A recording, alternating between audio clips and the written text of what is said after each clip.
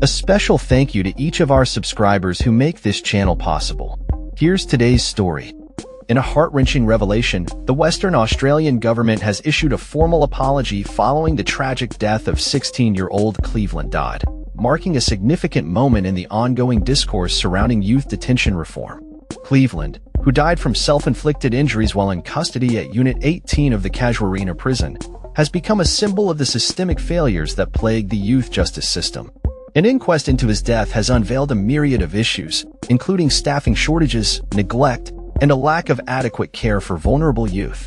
The inquest, which began over a year ago, has raised serious concerns about the conditions within the youth detention facility, which was hastily established within a maximum security prison setting. The WA Justice Department, represented by lawyer Tim Russell, acknowledged various failings that contributed to Cleveland's untimely death. These included insufficient time spent outside of his cell, a denial of basic needs such as water, and a failure to monitor his mental health adequately. Cleveland's mother, Nadine Dodd, has been vocal throughout the inquest, expressing her anguish over the neglect her son experienced. She described the proceedings as both barbarous and criminal, emphasizing the need for accountability in a system that was supposed to protect her son. "If people are not held to lawful account, then justice will have been denied," she stated, highlighting the emotional toll this process has taken on her family. The inquest revealed that during the final 86 days of Cleveland's detention, he was allowed outside for a mere 4 hours and 10 minutes, averaging less than 3 minutes a day.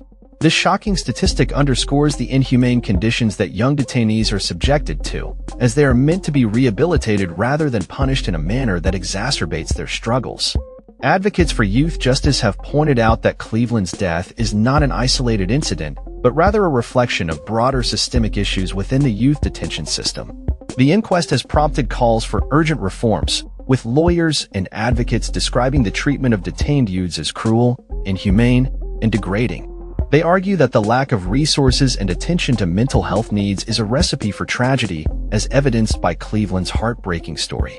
The WA government has announced that it supports 17 of the 20 recommendations proposed by counsel assisting the inquest, which aim to improve the conditions for young people in detention.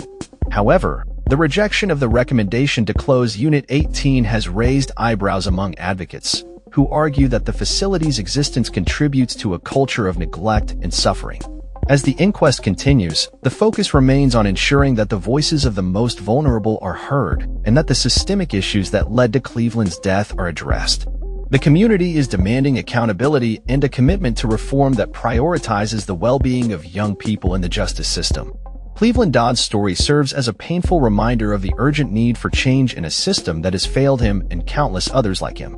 It is a call to action for all stakeholders involved to ensure that no other family has to endure such a tragedy in the future. That's all for this story. We upload videos every day covering many different subjects, so hit that subscribe button to stay informed. Thanks for watching.